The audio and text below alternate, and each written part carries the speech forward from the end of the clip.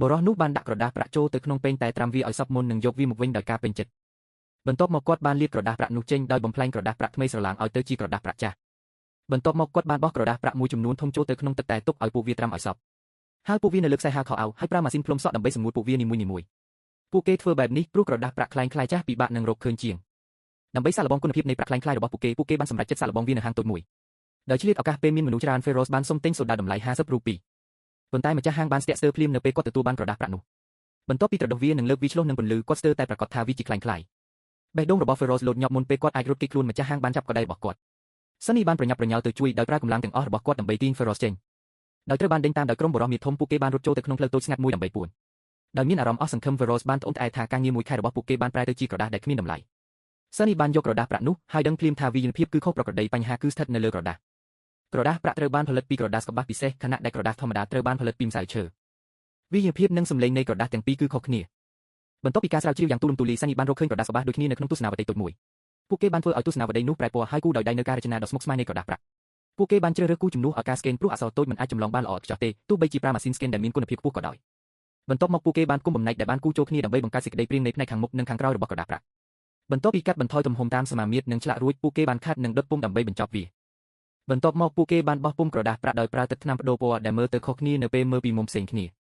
តាមរយៈការកែតម្រូវម្ដងហើយម្ដងទៀតនិងការបោះពុម្ពច្រើនស្រទាប់ពួកគេបានបោះពុម្ពពណ៌នីមួយម្ដងមួយ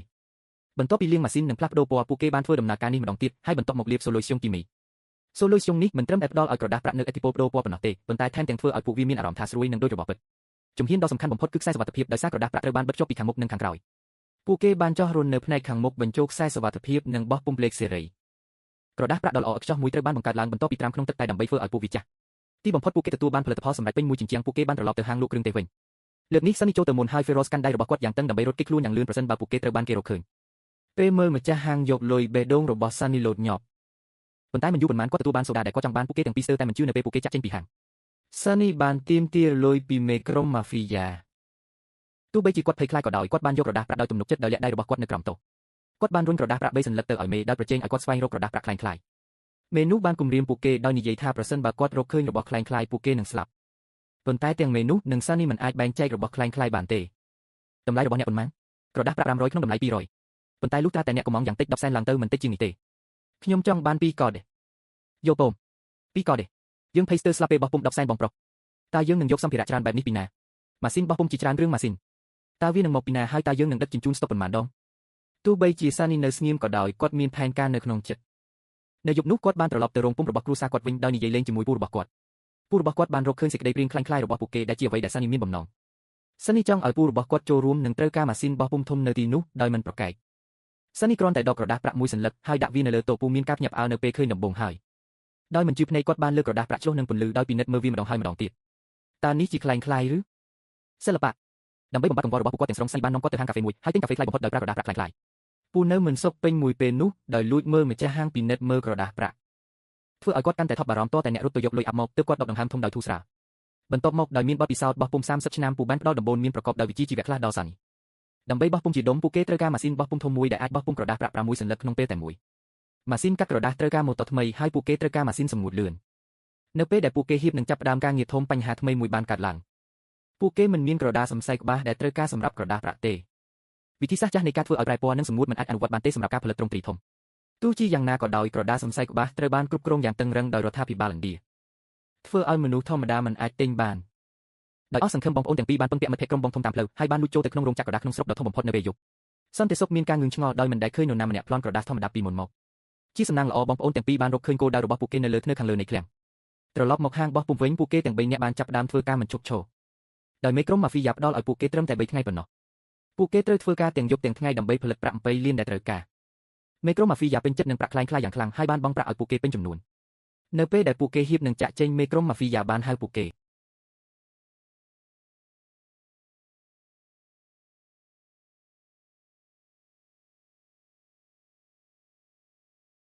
ត្រឡប់មកវិញដោយបង្ហាញពីបំណងចង់បន្តភាពជាដៃគូចាប់តាំងពីពេលនោះមកអាជីវកម្មរបស់បងប្អូនទាំងពីរបានរីកចម្រើនយ៉ាងខ្លាំងលុយคล้ายៗរបស់ពួកគេដែលមិនអាចបែងចែកដាច់ពីលុយពិតត្រូវបានគេពេញនិយមយ៉ាងខ្លាំងនៅក្នុងទីផ្សារងឹតបងប្អូនទាំងពីររកលុយបានយ៉ាងច្រើន Sunny មិនត្រឹមតែបានដោះស្រាយវិបត្តិការរសាយធននៃរោងពុម្ពគ្រួសារប៉ុណ្ណោះទេប៉ុន្តែថែមទាំងបាននាំមិត្តស្រីរបស់គាត់ទៅភោជនីយដ្ឋានលំដាប់ខ្ពស់ដើម្បីញ៉ាំកាហ្វេដែលមានតម្លៃថ្លៃបំផុតផងដែរ ទោះជាយ៉ាងណាក៏ដោយនៅពេលដែលគាត់ទៅបង់ប្រាក់ដោយទំនុកចិត្តគាត់បានដឹងថាគាត់បានប៉ាន់ស្មានតម្លៃរបស់ភោជនីយដ្ឋានទីពេកដោយស្ទាក់ស្ទើរគាត់បានទប់កាបូបលុយរបស់គាត់ហើយដកលុយคล้ายៗមួយចំនួនចេញពីហោប៉ៅផ្សេងទៀតទង្វើនេះស្ទើរតែនាំឲ្យគាត់ធ្លាក់ចូលទៅក្នុងគ្រោះមហន្តរាយលុយអាប់ដែលបានផ្ដល់ឲ្យអ្នកបម្រើបានប្រែទៅជាលុយคล้ายៗដែលកំពុងចរាចរនៅលើទីផ្សារនាងមិនបានបង្កបញ្ហាអ្វីទេប៉ុន្តែបានទិញយកលុយคล้ายៗទាំងអស់ពីអ្នកគិតលុយហើយយកវាទៅការិយាល័យដើម្បីពិនិត្យអ្វីដែលពួកគេបានរកឃើញធ្វើឲ្យពួកគេនិយាយមិនចេញម៉ាស៊ីនទៀងផ្ទាត់រូបិយបានចុងក្រោយបង្អស់ពីធនាគារឥណ្ឌាដែលមានបច្ចេកវិទ្យាស្កេនកម្រិតខ្ពស់បានអះអាងថាអាចរកឃើញលុយคล้ายៗ 99.99% ប្រសិនបើក្រដាសប្រាក់នេះត្រូវបានបញ្ជាក់ថាជាคล้ายៗវានឹងធ្វើឲ្យម៉ាស៊ីនទៀងផ្ទាត់រូបិយបានទាំងអស់លែងមានប្រសិទ្ធភាពនៅក្រោមមីក្រូទូសពួកគេនៅតែមិនអាចរកឃើញចំណុចខ្វះខាតណាមួយឡើយវាហាក់ដូចជាលុយសុទ្ធរហូតតែពួកគេត្រាំក្រដាសប្រាក់ក្នុងអាល់កុលទើបបង្ហាញពីភាពពិតរបស់វាមេយ៉ាបានសន្និដ្ឋានយ៉ាងនេះថាក្រុមអ្នកខ្លែងបន្លំខ្វះខាតឧបករណ៍ខ្នាតធំនិងឧបករណ៍ដែលមានភាពជាក់លាក់ប្រហែលជាពួកគេមានត្រឹមតែម៉ាស៊ីនបោះពុម្ពធម្មតាប៉ុន្តែអ្នកខ្លែងបន្លំមានទេពកោសល្យខ្ពស់ដែលធ្វើឲ្យក្រដាសប្រាក់ស្ទើរតែមិនអាចបែងចែកដាច់ពីលុយពិតមេយ៉ានិយាយត្រូវប្រតិបត្តិការខ្លែងបន្លំនេះត្រូវបានដំណើរការដោយក្រុមតូចមួយដែលមានគ្នា3នាក់ក្រដាសប្រាក់ខ្លែងៗរបស់ពួកគេមានគុណភាពខ្ពស់រហូតដល់មានការពេញនិយមក្នុងចំណោមក្រុមជនពាលហើយសូម្បីតែមន្ត្រីរដ្ឋាភិបាលក៏បានទិញពីពួកគេដែរដោយត្រូវការប្រាក់យ៉ាងច្រើនសម្រាប់ប្រតិបត្តិការសម្ងាត់ក្នុងការបោះឆ្នោតសភាខាងមុខមន្ត្រីរដ្ឋាភិបាលម្នាក់បានបញ្ជាទិញក្រដាសប្រាក់ខ្លែងៗចំនួន200លានដោយតម្រូវការតែមួយគត់គឺការដឹកជញ្ជូនដល់ផ្ទះសានីមិនស្ទាក់ស្ទើរក្នុងការទទួលយកការបញ្ជាទិញនោះទេត្រឡប់មកដល់រោងពុម្ពវិញពូរបស់គាត់បានជំទាស់យ៉ាងខ្លាំងចំពោះគំនិតនេះកាលពីមុនប្រតិបត្តិការខ្នាតតូចរបស់ពួកគេនឹងមិនទាក់ទាញចំណាប់អារម្មណ៍របស់ប៉ូលីសទេប៉ុន្តែប្រសិនបើពួកគេចាប់ផ្ដើមផលិតទ្រង់ទ្រាយធំពួកគេនឹងប្រឈមមុខនឹងបញ្ហាជាច្រើនឧទាហរណ៍ការទិញវត្ថុធាតុដើមកម្លាំងពលកម្មឧបករណ៍និងការដឹកជញ្ជូនពាក្យរបស់ពូបានធ្វើឲ្យសានីដឹងថាដើម្បីឲ្យការបោកប្រាស់ដ៏ធំមួយទទួលបានជោគជ័យវាចាំបាច់ត្រូវតែធ្វើឲ្យស្របច្បាប់ជាមុនសិនដូច្នេះពួកគេបានចុះបញ្ជីក្រុមហ៊ុនបោះពុម្ពផ្សាយហើយបានរកឃើញបុរសចំណាំម្នាក់ដែលថ្លង់នឹងមកពីក្នុងភូមិដោយបញ្ចុះបញ្ចូលគាត់តាមរយៈភាសាសញ្ញាឲ្យធ្វើជាតំណាងស្របច្បាប់របស់ក្រុមហ៊ុនពួកគេបានជួលនារីពី3នាក់ធ្វើជាអ្នកទទួលភ្ញៀវដែលភាគច្រើនគ្រាន់តែឆ្លើយទូរស័ព្ទ2 3ដងក្នុងមួយថ្ងៃក្រោមរូបភាពជាគ្រឹះស្ថានបោះពុម្ពផ្សាយសានីបានបញ្ជីទិញក្រដាសកបាសយ៉ាងច្រើនហើយចាប់ផ្ដើមបោះពុម្ពក្រដាសប្រាក់ខ្លែងៗទាំងយប់ទាំងថ្ងៃប៉ុន្តែពួកគេមិនបានដឹងទុកជាមុនថាសំណាងអាក្រក់ហៀបនឹងកើតឡើងនោះទេមេយ៉ាបានស្នើសុំការស៊ើបអង្កេតយ៉ាងម៉ត់ចត់លើរោងពុម្ពទាំងអស់នៅក្នុងទីក្រុងដោយជឿជាក់ថាក្រដាសប្រាក់ខ្លែងៗដែលមានគុណភាពខ្ពស់បែបនេះត្រូវតែផលិតដោយហាងតូចមួយមេរបស់នាងគិតថាវាជារឿងឥតប្រយោជន៍ដោយសារមានរោងពុម្ពជិត100នៅក្នុងទីក្រុងដោយមិនព្រមបោះបង់មេយ៉ាបានលួចវាយត្រារបស់មេនាងដោយសម្ងាត់ខណៈពេលដែលគាត់មិននៅខណៈពេលដែលសានីនិងក្រុមរបស់គាត់កំពុងធ្វើការថែម៉ោងស្រាប់តែគាត់មានអារម្មណ៍ថាមានអ្វីមួយខុសប្រក្រតីសម្លឹងមើលទៅក្រៅបង្អួចគាត់បានឃើញឡានប៉ូលីសចតនៅខាងក្រោមមេយ៉ាដែលធ្វើសកម្មភាពតាមដីការខ្លែងៗបានមកត្រួតពិនិត្យក្រុមការងារមានការភ័យប៉ូលីសបានហៅទូរស័ព្ទទៅពូតែបានឆ្លើយតបដោយស្វ័យប្រវត្តិពូធ្វើពុតជាកំពុងនៅបារដោយអះអាងថារោងពុម្ពគ្មានមនុស្សទេប៉ុន្តែប៉ូលីសបានទូចឲ្យគាត់សហការនឹងត្រឡប់មកវិញក្នុងរយៈពេល5នាទីបើមិនដូច្នេះទេពួកគេនឹងចូលដោយបង្ខំពូបានយល់ព្រមដោយស្ទាក់ស្ទើរហើយប្រាប់សានីនិងហ្វេរ៉ូសឲ្យលាក់ក្រដាសប្រាក់ខ្លែងៗគាត់បានចេញតាមទ្វារក្រោយដើម្បីពន្យាពេលឲ្យពួកគេដោយមិននឹកស្មានដល់ខណៈពេលកំពុងចាប់ដៃជាមួយប៉ូលីសមេយ៉ាបានដើរទៅជិតទ្វារគ្រាន់តែក្រដាសប្រាក់ចុងក្រោយត្រូវបានបោះពុម្ពរួចសានីបានបិទម៉ាស៊ីនយ៉ាងលឿនប៉ុន្តែមេយ៉ាបានកត់សម្គាល់សំឡេងនោះប៉ូលីសបានបញ្ជាឲ្យពូបើកទ្វារពេលពួកគេចូលទៅដល់បងប្អូនទាំងពីរបានលាក់ខ្លួននៅពីក្រោយផ្ទាំងមួយមេយ៉ាបានពិនិត្យគ្រប់ជ្រុងជ្រោយដោយប្រុងប្រយ័ត្នដោយមិនដឹងថាមានមនុស្ស2នាក់កំពុងលាក់ខ្លួននៅពីមុខនាងឡើយខណៈពេលដែលមេយ៉ាដើរជុំវិញរោងចក្រ Feroz នឹកឃើញថាគាត់ភ្លេចចាក់ធុងសម្រាមចោលដែលពោពេញទៅដោយកម្ទេចក្រដាសដែលគេបោះចោលពីថ្ងៃនោះសានីគ្មានជំរឿអ្វីក្រៅពីចេញមកក្រៅដោយស្ងៀមស្ងាត់ហើយចាប់យកសោនៅក្បែរនោះក្នុងស្ថានភាពអាសន្នគាត់មិនអាចគិតរកដំណោះស្រាយផ្សេងបានទេនៅពេលនោះទូរស័ព្ទរបស់មេយ៉ាបានរត់ឡើងដែលអនុញ្ញាតឲ្យសានីលាក់ខ្លួននៅពីក្រោយសសរគឺមេរបស់នាងឲ្យមកស្ដីបន្ទោសនាងចំពោះការធ្វើសកម្មភាពដោយគ្មានការអនុញ្ញាតហើយសូម្បីតែមន្ត្រីដែលទៅជាមួយក៏មិនរួចខ្លួនពីការស្ដីបន្ទោសដែរបន្ទាប់ពីត្រូវបានស្ដីបន្ទោសមេយ៉ានិងក្រុមរបស់នាងត្រូវចាក់ចេញដោយស្ទាក់ស្ទើរដោយទុកឲ្យពូនិងក្មួយរបស់គាត់រួចផុតពីគ្រោះថ្នាក់សម្រាប់ពេលនេះប៉ុន្តែជាមួយនឹងការដឹកជញ្ជូនដែលត្រូវធ្វើនៅថ្ងៃបន្ទាប់ពួកគេមិនប្រកាសថាវានឹងដំណើរការដោយរលូនឬអត់នោះទេទូដែករបស់មហាសេដ្ឋីម្នាក់ពោពេញទៅដោយសាច់ប្រាក់ 12,000 លានប៉ុន្តែគាត់មិនហ៊ានចំណាយសូម្បីតែមួយកាក់មូលហេតុនៅពីក្រោយរឿងទាំងអស់នេះគឺម៉ាស៊ីនពិនិត្យលុយខ្លាំងៗតូចមួយនៅពីមុខគាត់បានដាក់ក្រដាសប្រាក់ចូលហើយម៉ាស៊ីនក៏បញ្ចេញសំឡេងរត់ភ្លាមដោយសារតែរឿងនេះប៉ូលីសបានរឹបអូសលុយខ្លាំងៗរបស់គាត់យ៉ាងច្រើនហើយកូនចៅរបស់គាត់ជាច្រើនអ្នកត្រូវបានចាប់ខ្លួនដោយបន្សល់ទុកឃ្លាំងរបស់គាត់ពោពេញដោយក្រដាសដែលគ្មានតម្លៃកូនចៅម្នាក់របស់គាត់បានហុចក្រដាសប្រាក់500រូបមួយទៀតឲ្យគាត់ដែលទោះបីជាមានស្នាដៃផលិតមិនល្អក៏ដោយក៏វាអាចឆ្លងកាត់ម៉ាស៊ីនបានយ៉ាងរលូនមហាសេដ្ឋីមានការញាប់អើជាមួយនឹងឧបករណ៍ខ្លាំងបន្លំលំដាប់កម្ពុជាគាត់ត្រូវបានយកឈ្នះដោយគូប្រជែងដែលមិនស្គាល់មុខគាត់ឆ្ងល់ថាតើគូប្រជែងរបស់គាត់មានអាវុធសម្ងាត់ឬអត់ដូច្នេះគាត់បានឲ្យកូនចៅរបស់គាត់ចាប់ខ្លួនអ្នកដែលទទួលខុសត្រូវពេលនោះហើយដែលគាត់បានរកឃើញថាគូប្រជែងរបស់គាត់គ្រាន់តែជាសិល្បករតាមផ្លូវដែលកំពុងតស៊ូម្នាក់ប៉ុណ្ណោះសិល្បករម្នាក់ដែលចិញ្ចឹមជីវិតដោយការចម្លងស្នាដៃឯកស្នាដៃរបស់គាត់ស្ទើរតែមិនអាចបែងចែកដាច់ពីច្បាប់តាមបានឡើយប៉ុន្តែដោយសារពួកវាត្រូវបានលក់នៅតាមដងផ្លូវគាត់មិនអាចលក់បានតម្លៃខ្ពស់នោះទេដោយសារកាលៈទេសៈបង្ខំសានីបានចាប់ផ្ដើមគូក្រដាសប្រាក់វាគឺជាសិល្បៈដ៏អស្ចារ្យរបស់គាត់ដែលអនុញ្ញាតឲ្យគាត់គូព័ត៌មានលម្អិតដែលល្អិតល្អន់ពេកសម្រាប់ម៉ាស៊ីនស្កេនចាប់បាន Mensor បានចាប់អារម្មណ៍លើគាត់ភ្លាមដោយទទួលស្គាល់ទេពកោសល្យដ៏កម្ររបស់គាត់បានជួបវេជ្ជបណ្ឌិតល្អបំផុតនៅក្នុងប្រទេសសម្រាប់ជីតារបស់សានីកាយវិការមួយដែលធ្វើឲ្យសានីនិង Feroz ដឹងគុណយ៉ាងជ្រាលជ្រៅប៉ុន្តែក៏ជាការគំរាមកំហែងដោយប្រយោលផងដែរដើម្បីធានាសុវត្ថិភាពគ្រួសាររបស់ពួកគេបងប្អូនទាំងពីរគ្មានជំរឿអ្វីក្រៅពីធ្វើការឲ្យ Mensor នោះទេបន្ទាប់មក Mensor បាននាំពួកគេទៅកាន់ប្រទេសបង់ក្លាដែរនៅទីនោះគាត់មានកន្លែងសម្ងាត់ក្រំដីដែលបំពាក់ដោយម៉ាស៊ីនបោះពុម្ពទំនើបបំផុតនៅពេលដែលសានីផលិតផលសម្រាប់ក្នុងរយៈពេលត្រឹមតែ3ថ្ងៃ Mensor មានការភ្ញាក់ផ្អើលយ៉ាងខ្លាំង បន្ទាប់មកពួកគេបានចាប់ផ្ដើមបោះពុម្ពទ្រង់ទ្រីធំហើយក្នុងរយៈពេល1ខែបងប្អូនទាំងពីរបានប្រមូលទ្រព្យសម្បត្តិយ៉ាងច្រើនបញ្ហាប្រឈមបន្ទាប់គឺរបៀបដឹកជញ្ជូនប្រាក់ដ៏ច្រើនសន្ធឹកសន្ធាប់ត្រឡប់ទៅប្រទេសឥណ្ឌាវិញប៉ុន្តែនៅដំណាក់កាលដ៏សំខាន់នេះកូនចៅដ៏ស្មោះត្រង់បំផុតរបស់ Mansour ឈ្មោះ Belal ត្រូវបានប៉ូលីសចាប់ខ្លួនគាត់បានដឹងពីផ្លូវរត់ពន្ធទាំងអស់សម្រាប់រូបិយបានคล้ายៗប្រសិនបើគាត់សារភាពវានឹងក្លាយជាមហន្តរាយសម្រាប់អាជីវកម្មរបស់ Mansour ដូច្នេះ Mansour បានលួចត្រឡប់ទៅប្រទេសឥណ្ឌាវិញដើម្បីស្វែងរក Sunny ដោយទាមទារដំណោះស្រាយដោយដឹងថាពួកគេស្ថិតក្នុងស្ថានភាពដូចគ្នា Sunny ដឹងថាគាត់មិនអាចនៅស្ងៀមបានទេបន្ទាប់ពីគិតមួយយប់គាត់បានសម្រេចចិត្តជ្រៀតចូលក្នុងជួរប៉ូលីសគាត់បានកំណត់គោលដៅលើ Mega Sunny បានជួប Mega ដោយចៃដន្យនៅហាងកាហ្វេមួយដោយប្រើភាពតាក់ទាញរបស់គាត់ពួកគេបានស្គាល់គ្នាយ៉ាងឆាប់រហ័សនៅពេលដែលគាត់ដឹងថា Mega កំពុងស្វែងរកជួល Apartment នៅជិតប៉ុស្តិ៍ប៉ូលីសគាត់បានសុំឲ្យមិត្តម្នាក់ស្វែងរកកន្លែងធំទូលាយនិងមានពន្លឺល្អដោយនាងមិនបានដឹងឈ្មោះកណ្ដាលនិងម្ចាស់ផ្ទះគឺជាមនុស្សរបស់ Mansour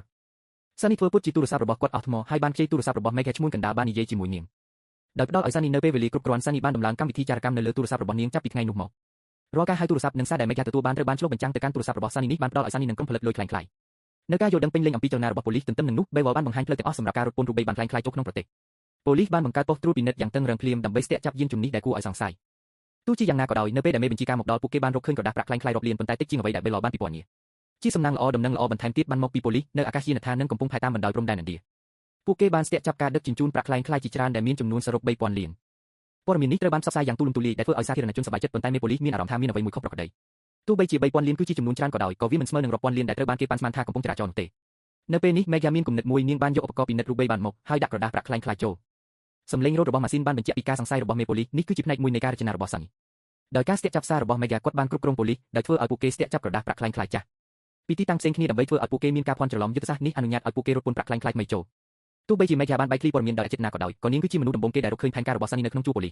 ប៉ូលីសបានចាប់ផ្ដើមកែសម្រួលយុទ្ធសាស្ត្ររបស់ពួកគេជានិច្ចហើយ Sunny នៅតែបន្តកែប្រែផែនការរបស់គាត់ដើម្បីឆ្លើយតបការតបគ្នានេះធ្វើឲ្យភាគីទាំងពីរដឹងថាពួកគេមានចារកម្មនៅក្នុងក្រុមរបស់ពួកគេ Sunny បានជូនដំណឹងដល់ Mansour ដោយលុបចោលរាល់ផែនការពីមុនគាត់បានស្នើផ្លូវរត់ពន្ធថ្មីមួយដែលសូម្បីតែមនុស្សរបស់ពួកគេផ្ទាល់ក៏មិនដឹងដែរប្រធានក្រុមបានបោះកុងតឺន័រដែលពោពេញដោយប្រាក់ចូលទៅក្នុងសមុទ្រម្ដងមួយបន្ទាប់មកបានបោះបង់ចោលកប៉ាល់ដែលគ្មានមនុស្សបើកដូចជាព្រួញដែលត្រូវបានបាញ់ចេញបានធ្វើដំណើរយ៉ាងលឿនឆ្ពោះទៅកាន់ឆ្នេរដែលមានមនុស្សច្រើនដោយមិនដឹងពីគ្រោះថ្នាក់ដែលនឹងកើតឡើងមនុស្សម្នាក់បានយកទូរស័ព្ទរបស់ពួកគេចេញយ៉ាងអន្ទះសារដើម្បីថតយកទិដ្ឋភាពនោះដោយឈប់ត្រឹមតែពេលដែលកប៉ាល់បានកើលើគោកប៉ុណ្ណោះប៉ូលីសបានមកដល់ភ្លាមប៉ុន្តែប៉ាល់នោះទេស្អាតជាកប៉ាល់ខ្មោចដែលគ្មានអ្វីនៅលើយន្តហោះទន្ទឹមនឹងនោះ10គីឡូម៉ែត្រពីឆ្នេរសមុទ្រ Sunny និងក្រុមរបស់គាត់បានត្រឡប់មកវិញពួកគេបានស្រង់យកកុងតឺន័រដែលពួកគេបានបោះចូលទៅក្នុងសមុទ្រមុននេះបន្ទាប់មកបានបាត់ខ្លួនដោយគ្មានដាននេះគឺជាផ្នែកមួយនៃផែនការរបស់ Sunny ដើម្បីរត់ពន្ធប្រាក់ខ្លាំងៗចូលទៅក្នុងប្រទេសឥណ្ឌាពួកគេបានវេចខ្ចប់ក្រដាសប្រាក់ចូលទៅក្នុងកុងតឺន័រផែនការរបស់ពួកគេគឺលួចនាំចូលតាមសមុទ្រប៉ុន្តែនៅពេលដែលកប៉ាល់ហៀបនឹងទៅដល់ប្រទេសឥណ្ឌាការហៅទូរស័ព្ទមួយបានបង្ខំឲ្យពួកគេត្រឡប់ក្រោយវិញប៉ូលីសឥណ្ឌាកំពុងធ្វើការត្រួតពិនិត្យភ្លាមនៅគ្រប់កំពង់ផែដែលធ្វើឲ្យការមកដល់ប្រៀបដូចជាការដើរចូលទៅក្នុងអន្ទាក់ដោយស្ទាក់ស្ទើរពួកគេបានបំពាក់កុងតឺន័រជាមួយនឹងឧបករណ៍តាមដានអេឡិចត្រូនិកហើយបានពន្លិចពួកវាចូលទៅក្នុងសមុទ្រខណៈពេលដែលប៉ូលីសនិងសាធារណជនកំពុងចាប់អារម្មណ៍នឹងកប៉ាល់ខ្មោច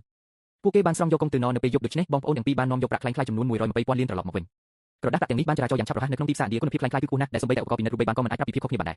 ហើយសាធារណជនមិនអាចបែងចែករវាងរបស់ពិតនិងខ្លាំងៗបានទេប្រសិនបើមិនមានការត្រួតពិនិត្យទេសេដ្ឋកិច្ចជាតិទាំងមូលនឹងប្រឈមមុខនឹងការដួលរលំ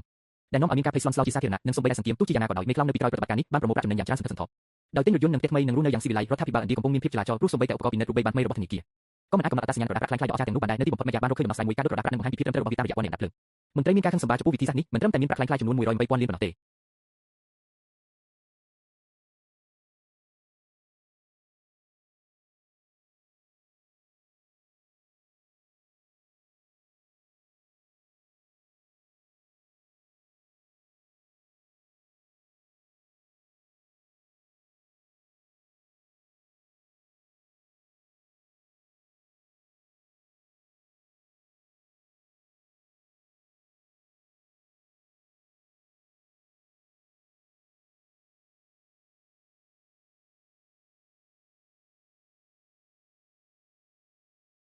េក្រដាសប្រាក់ខ្លាំងៗប៉ុន្តែគ្មានពលរដ្ឋណាម្នាក់សុខចិត្តដុតលុយរបស់ពួកគេចោលទេខណៈនៅសល់តែមួយខែទៀតប៉ុណ្ណោះដល់ការបោះឆ្នោតសភាមន្ត្រីបានចេញអសានវាពួកគេត្រូវស្វែងរកជនល្មើសក្នុងរយៈពេលដ៏ខ្លីបំផុតហើយប្រសិនបើមិនដូច្នោះទេពួកគេនឹងត្រូវការអ្នកទទួលខុសត្រូវជំនួសដើម្បីបំបិទមាត់មតិសាធារណៈអញពិតជាអស់សង្ឃឹមណាស់ប៉ូលីសបានជីកកឯកសាររបស់ Mansour បានដឹកនាំប្រតិបត្តិការខ្លាំងបន្លំដ៏ធំបំផុតរបស់ប្រទេសឥណ្ឌាហើយមានតែអង្គការបែបនេះទេដែលអាចផលិតលុយខ្លាំងៗក្នុងបរិមាណដ៏ច្រើនសន្ធឹកសន្ធាប់បែបនេះទោះបីជា Mansour បានលាក់ខ្លួននៅបរទេសក៏ដោយក៏វាមិនបានរារាំងប៉ូលីសពីការបញ្ចេញឈ្មោះគាត់ជាសាធារណៈដែរ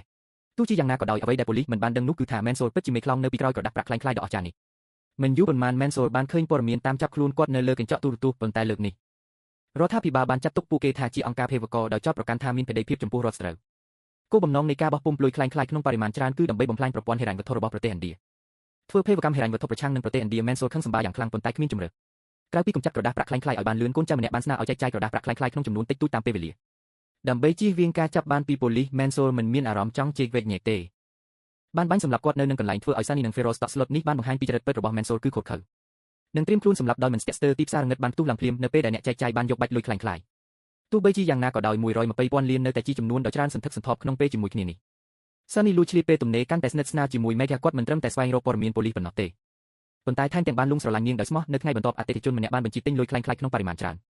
ដោយការដោះដូរត្រូវបានកំណត់នៅចំណតរថយន្តភូជ័ន Sunny និង Feroz ទទួលខុសត្រូវក្នុងការដឹកជញ្ជូនពួកគេបានបើកឡានចូលម្ដងមួយហើយបំបែកជាពីរក្រុមដោយប្រុងប្រយ័ត្ន Feroz បានលាក់លុយខ្លាំងៗនៅក្នុងកន្លែងចាត់រថយន្តសម្ងាត់ខណៈដែល Sunny ដើរលេងជុំវិញដើម្បីពិនិត្យមើលបុគ្គលដែលគួរឲ្យសង្ស័យភ្លាមនោះស្ត្រីម្នាក់បានបង្ហាញខ្លួននៅមុខឡានរបស់គាត់គឺមិត្តស្រីប៉ូលីសរបស់គាត់ឈ្មោះ Mega Sunny បានដឹងភ្លាមថាពួកគេកំពុងដើរចូលទៅក្នុងអន្ទាក់ហើយទំនងជាមានប៉ូលីសលាក់ខ្លួននៅជុំវិញនោះដោយគិតយ៉ាងរហ័ស Sunny បានជន់ហ្គាសថយក្រោយឡានគាត់បានវាទៅខាងក្រោយរថយន្តបើកៅស៊ូតង់បង្ហាញលុយសុទ្ធ 1000 លានរូពីដោយប្រើកាំបិតគាត់បានវះកាបូបហើយចាប់ផ្ដើមបោះលុយចេញពីឡានយ៉ាងរញ៉េញ៉ៃក្រដាសប្រាក់បានហោះចេញមករីប៉ាយគ្រប់ទីកន្លែងធ្វើឲ្យអ្នកបើកបរដែលឆ្លងកាត់ទាំងអស់ឈប់មនុស្សម្នាចាប់ផ្ដើមរើសលុយយ៉ាងប្រញាប់ប្រញាល់ធ្វើឲ្យស្ទះផ្លូវទាំងស្រុងប៉ូលីសដែលដេញតាមកញ្ចប់ទាំងក្នុងការកកស្ទះចរាចរណ៍ដោយមើល Sunny និង Feroz គេខ្លួនកាន់តែឆ្ងាយដោយអស់សង្ឃឹមទោះជាយ៉ាងណាក៏ដោយក្នុងភាពប្រញាប់ប្រញាល់ Sunny មិនបានចាប់អារម្មណ៍ឡានដឹកទំនិញនៅខាងមុខហើយបានបត់ចង្កូតគេចបណ្ដាលឲ្យរថយន្តបុកចូលសួនផ្កាហើយក្រឡាប់នៅពេលប៉ូលីសមកដល់រថយន្តពោពេញទៅដោយមនុស្សដណ្ដើមលុយគ្នាហើយបងប្អូនទាំងពីរបានបាត់ខ្លួនប៉ូលីសតតម្រេះក្នុងការបកស្រាយប្រាប់សាធារណជនថាលុយទាំងអស់នោះជាលុយខ្លាំងៗហើយការបាច់លុយដោយចម្លែកនេះបានក្លាយជាព័ត៌មានយ៉ាងឆាប់រហ័ស Feroz បានស្ដីបន្ទោស Sunny ដែលស្និទ្ធស្នាលនឹងប៉ូលីសពេកការជួប Mega នៅកន្លែងឆ្មក់ចូលមានន័យថាទោះបីជានាងមិនបានឃើញមុខគេច្បាស់ក៏ដោយនាងប្រកាសជាសង្ស័យលើ Sunny ទាំង Sunny និង Feroz បានគិតចង់ឈប់ហើយកែខ្លួនប៉ុន្តែពួកគេភ្លេចថា Mensol នឹងមិនដោះលែងពួកគេដោយងាយនោះទេពិតមែនហើយកូនចៅរបស់ Mensol បានរកឃើញអ្នកទាំងពីរហើយនិយាយថាពួកគេនឹងនាំអ្នកទាំងពីរទៅបរទេសដើម្បីលាក់ខ្លួនពួកគេបានបើកឡានទៅអគារដែលគេបោះបង់ចោលមួយ